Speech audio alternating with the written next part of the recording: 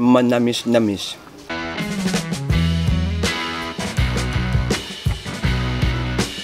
Magandang hapon sa inyo mga kagotom. Nandito na naman sa harapan niyo si kaibigan Matel. Siyempre ngayong hapon mga kagotom, ipagluluto ko na naman kayo ng pinatisang baboy o ribs o buto-buto ng baboy. Ayan po, mayroon po tayong ribs.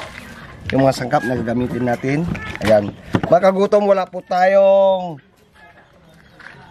kamote o patatas. Gagamitan na lang natin ng itlog na nilaga. Mayroon ako doon nilaga na itlog. Nilagay ko sa sinaing. So, dito mga kagotom, titimplahan lang natin yan ng paminta, patis,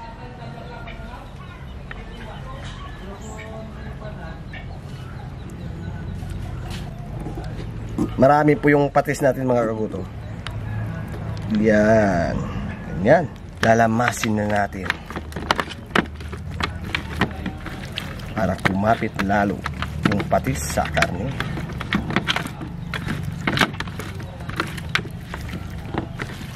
Ayun.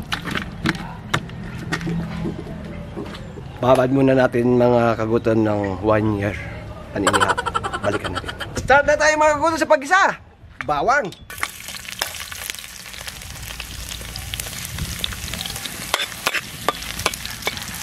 Sibuyas. Ito na po yung ating binabad sa patis. Yung ating ribs ng baboy o buto-buto. So ayan na mga kagutom, naigisa na natin. Ayan na yung tsura niya. Lalagyan na natin ng tubig. Papalambutin na natin ito.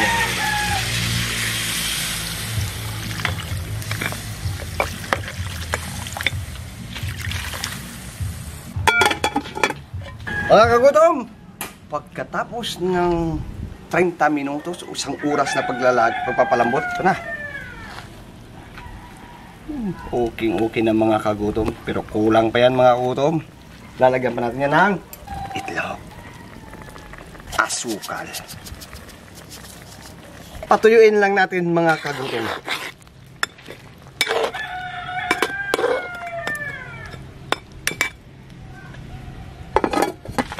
Pabalikan na natin mga kagutom yung ating niluluto.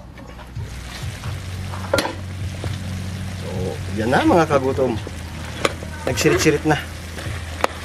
Yun. Okay na to mga kagutom. Titikman lang natin yung kanyang lasa. Ang kunting patis na patis ah. Okay na. Alas 10:30 na. Kagutom TV na. Baka na. So yan mga kagutom. Naluto na natin yung ating pinatisan na ribs ng baboy. So bago yan mga kagutom, dasal muna tayo. Ama, Anak, ang Espiritu Santo. Ama na sa langit, maraming salamat po sa grasya at sa biyaya ng pinagawad at itong pagkain magbigay sa amin. Sinasalamat sa aming buhay. Gabayin niyo kami mga gabayan ng viewers, bigyan sila makain, pangailangan, kalusugan at kaligtasan nila sa araw na kamuhay.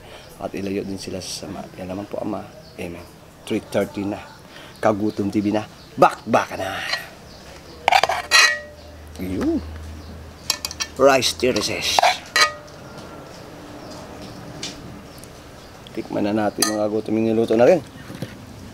Umpisahan na natin ito sa ribs. Yun o.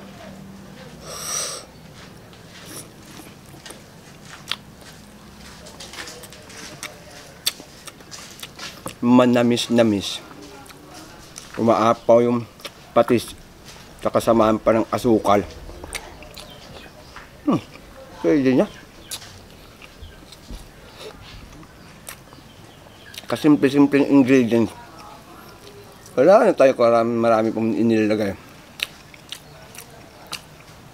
Hindi na kayo mahihirapan sa pagano ng ingredients bili.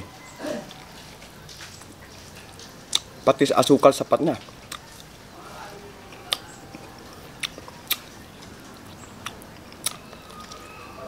Kakatakam. Ito pa.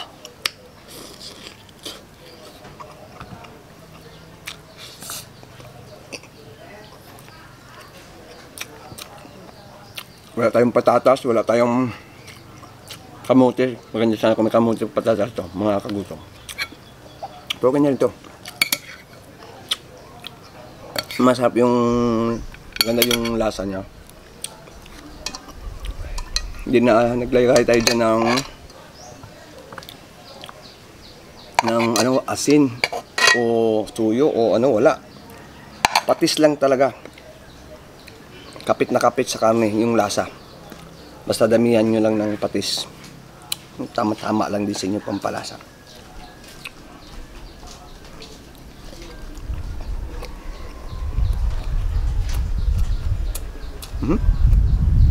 Pati yung itlog.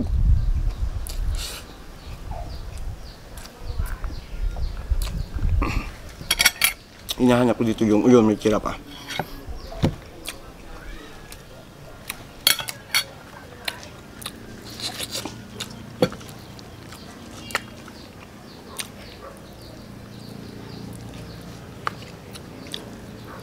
Pinatuyo lang natin siya mga kagutom. Basta maganda lang yung pagka-luto nyo, yung ananay lang din. Maganda yung pinalabasan ng karne, lambot. Tsaka yung lasa, nanuot talaga yung patis. Yung asukal, yung paminta, marami-rami din nilagay ko. Kaya, umaano din yung amoy nun, yung aroma. Kagaya na, no? Okay. Sabi dito sa misarsa to. Suwabe.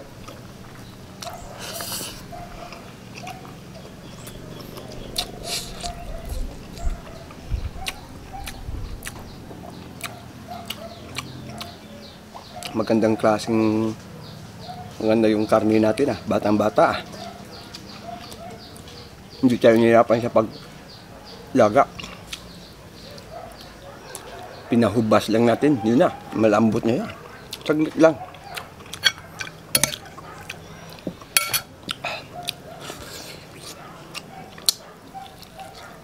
Sa buto-buto, sa ribs, yan, pwedeng-pwede ito ganitong luto.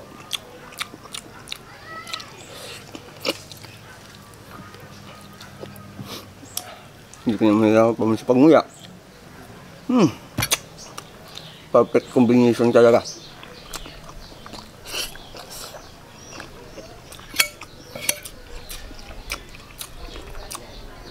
Itlog ulit.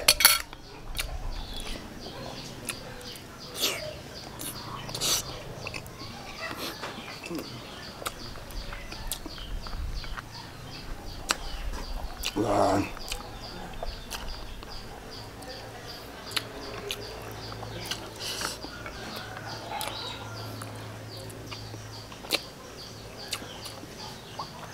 Sa ganitong klaseng karne, ingat na ingat ako dito pag kumakain mga kabuturan nyo. Bakit? Pustiso tayo.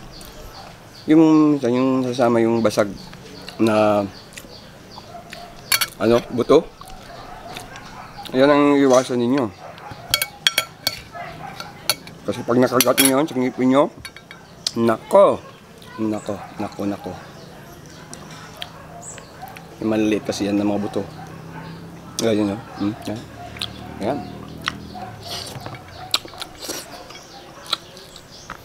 Super lambot.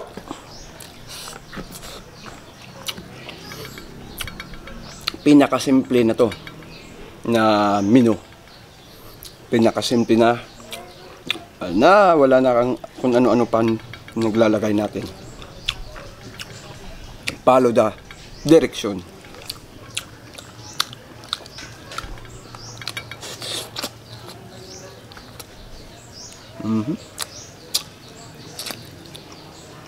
Ang nanunuot talaga yung lasa ng patis.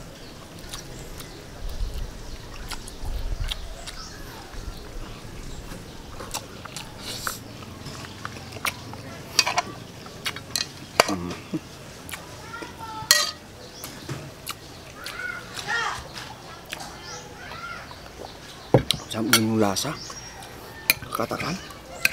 Mga ganitong lasa yung hinahanap ko. Yung simple lang, mapapatakam ka lang.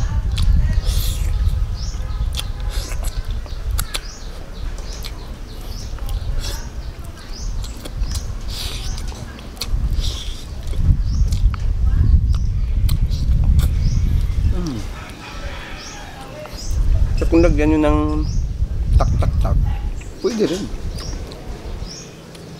Siyempre, ay tayo Pinoy, lalagyan talaga natin yan, pampalasa pa, dagdag. Siyempre tayo mga Pinoy, mga kagutom,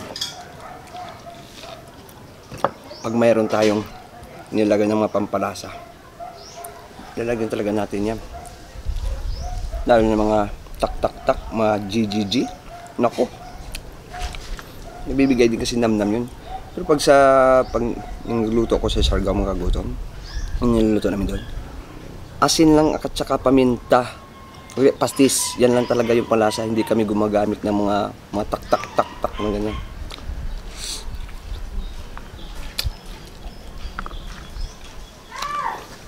At ko pala mga taga Balik Bukid, Balik Isla, yun, Davao, Siargao.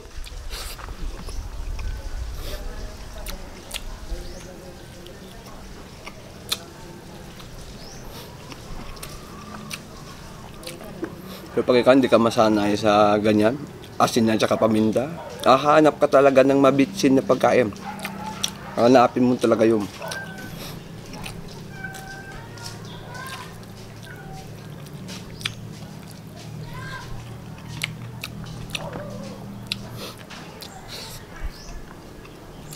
Tapos paglabas namin yan sa trabaho, tara, kain tayo.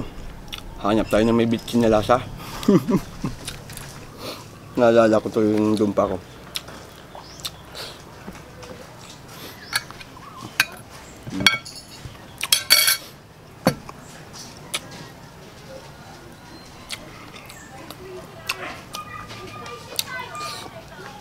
Noong unang panahon naman siguro, wala namang mga ganyan-ganyan eh.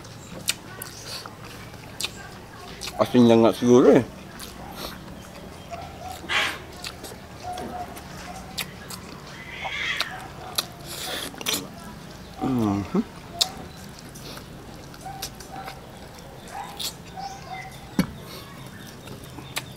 Wow.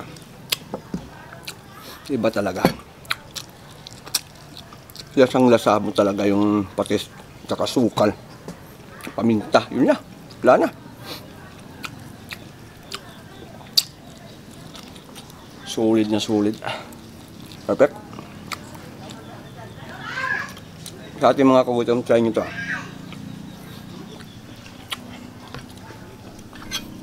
Ayos to.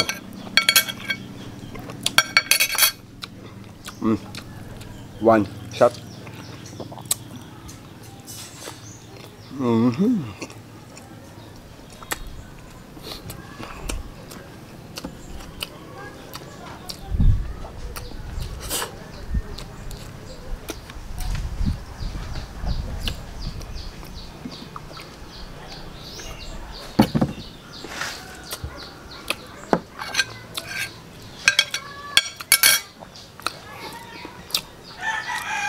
Napasarap ako dito.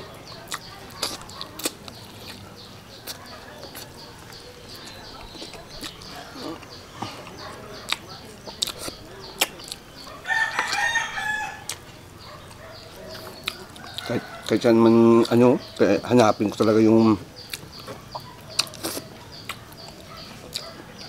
note na note sa buto.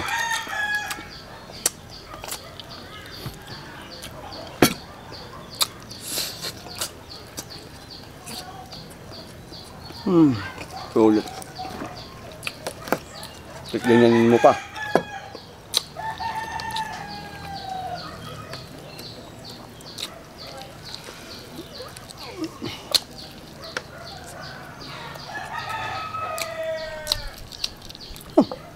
Siyempre, ito sa ating mga kagutom, may shoutout akong baon para sa inyo. Shoutout, Linda Osio, Mark BG Aliahan, Pehontilla, Merjim Kandari, Renanti Alap from Danin, Negros Oriental, Hill Carrion, Reste Yunsal from Murong Rizal, Leo It from Santiago, California, Chinita Boloy ng Balatang Kamsur, Abinaldo Andes, Jervin Ancheta, Ronilo Babantu. Yan po, shout out po sa inyo mga kagutom at maraming salamat po sa walang sawang pagsuporta niyo sa Kagutom TV. Siyempre po, ang hindi pa po napag-subscribe sa Kagutom TV, mag-subscribe na para palagi kayo updated sa mga upload natin. Abang-abang kayo mga kagutom sa susunod pa natin mga upload para marami tayong matutunan na pagluluto. Water therapy.